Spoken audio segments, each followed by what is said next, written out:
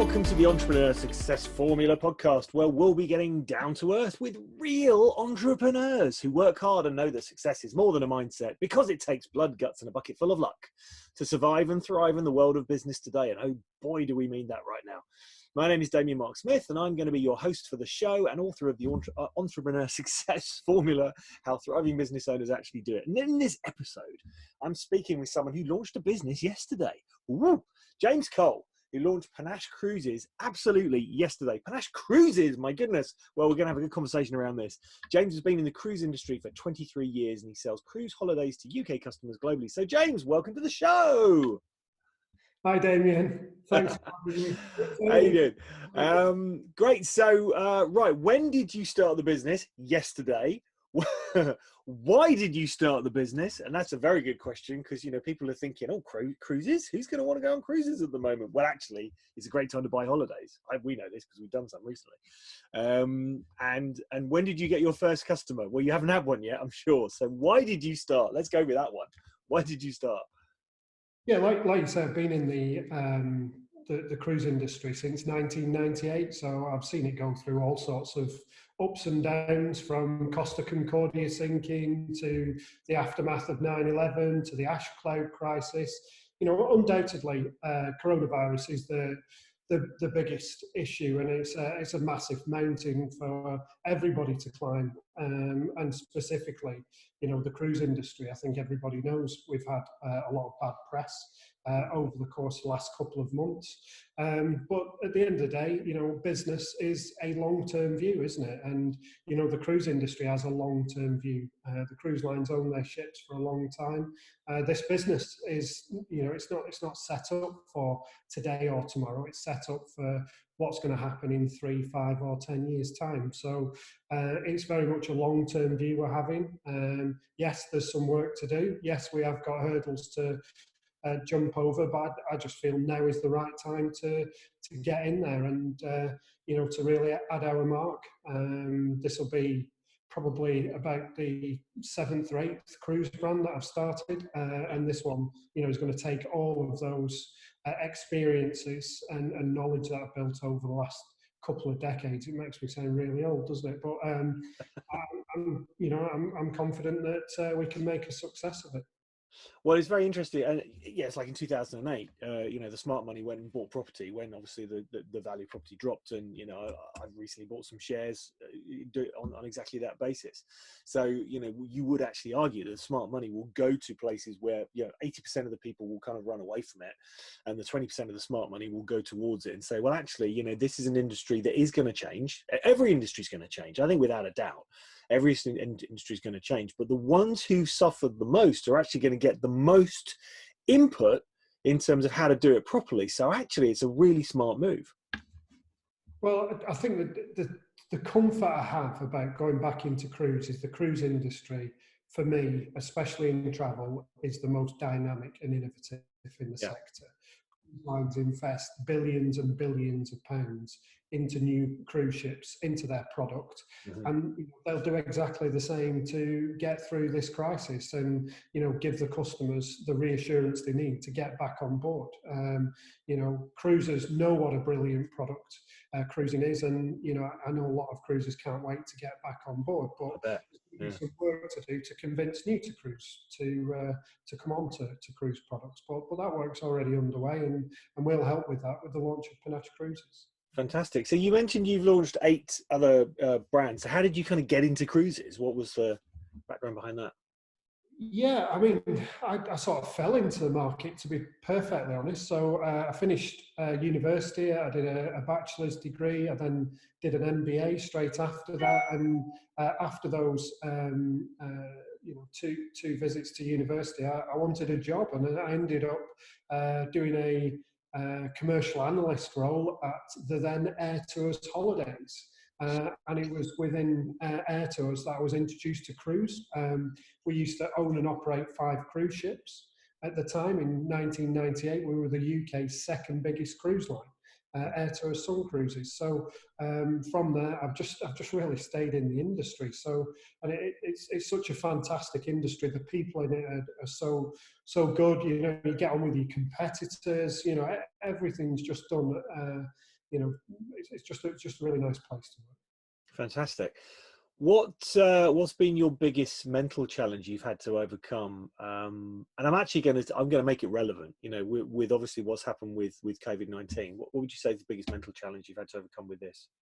Well, the biggest challenge, which I guess turned into the biggest mental challenge, was when I launched my last business, it ended up being 3 brands: Cruise 118, Six Star Cruises, and River Voyages. The overall business was called WTH UK.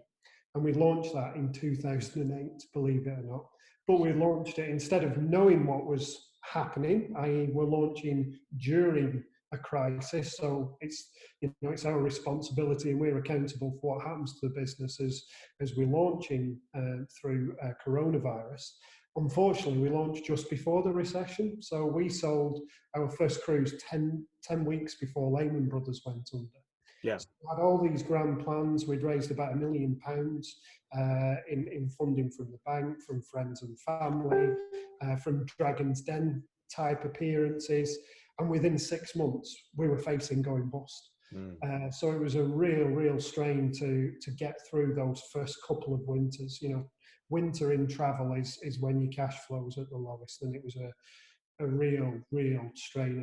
And it's one of those, and a lot of people say, don't they, you learn the most from your worst experiences, and I've learned so much from that experience. And I'm pleased to say that I sold WTH in 2018, or my final shareholdings in WTH in 2018, and the business was turning over 100 million, and there were 200 staff there. So we eventually got it to where we wanted it to be, but it was a lot of grit and determination it took to get through that hardship. I just want to dig into that for a little bit, because I think that's a really key point. And anyone listening to this, we go over pretty much the same questions. But I think for people right now, they're thinking, okay, well, what? Because we get a lot of people listening to this show who are actually employees thinking about becoming entrepreneurs. What brought you through that moment when you're thinking, what the hell do I do? Yeah, it's difficult, and let's not beat about the bush. Some days you don't think you're going to get through it, and you don't want to get through it. You wish you were doing a more menial job. You'll take anything, but it's resolve, it's determination, it's believing in yourself. It's making sure that you can see. I suppose you could take it to the more positive about starting up. We're going to have a lot of issues when we start up in the marketplace that we go into, but we're looking at 3-5 years down the line at what our goal may be to achieve in 3 to 5 years, and everything that we do will be to achieve that goal. We'll set things up to make sure that we get through things, and that's all we did back then. It was just sheer grit, determination, a bit of naivety thrown in there as well. I think that sometimes, doesn't it? So, just sheer grit and determination, I would say. So I'm gonna take this next question back to then, right? That's 2008, and make it about that specific thing, because we can't say, what would you do differently? If you had to start again yesterday. So if you had to start all over again in 2008 without the hindsight, right? So you didn't know this was coming. What would you have done differently? In 2008, I think the key thing is to, again, have goals, have a target, have a plan. Now, again, we all know that if you have a plan in business and you try and implement that plan exactly as you had it won't happen. It doesn't. Never does. Having a plan is the key thing. Numbers, ideas, that's great. But, again, they say cash is king. It absolutely is king, totally. Especially in a new business startup. So you might start a business and not have enough cash. I don't necessarily think that's the wrong way of doing things. That is the true entrepreneurial way of doing things, just going for it. And, as you get down the line, understanding what your cash requirements are, but you always have to make sure you're controlling your cash. Yeah. If you have a good business and you're building up a good head of steam, cash will come to you, I think, and people will be interested in building it. And it's, I've had a few issues with banks. I've got 20 years experience. I've built 2 businesses that have turned over 100 million. But will some banks let a new startup even before the coronavirus? No. So I was faced with the opportunity of actually potentially starting the business and then borrowing money as we went along. So I think you've just have control of your cash is the key thing, and making sure those costs are as tight as possible. That would be the one thing I would probably do if I was starting from scratch. I totally agree with that. So if you were in charge of UK business, what legislation would you introduce at this moment to help entrepreneurs? This is an interesting one. I think the key thing for me would be to help investors invest in new startups. So I think there's 2 really good schemes out there, EIS and SEIS. I'd potentially, over the next 12 months, merge the 2 together and take the best from each one. So take the best, take the limits off SEIS, which I think is only 150,000 overall investment you can get, which has got significant tax benefits. I'd take the limits off that and let people loose on investing in new business. Give them the encouragement to invest in new and exciting ideas and businesses. Brilliant. I like that one. What has been your best marketing tactic and why? Oh, geez, best market. I can tell you the best marketing piece we ever did. The best marketing piece we ever did was we constructed a cruise that cost £1 million. Which was a genuine cruise. You could have booked it. I'm sad to say nobody did, but we did have a couple of enquiries.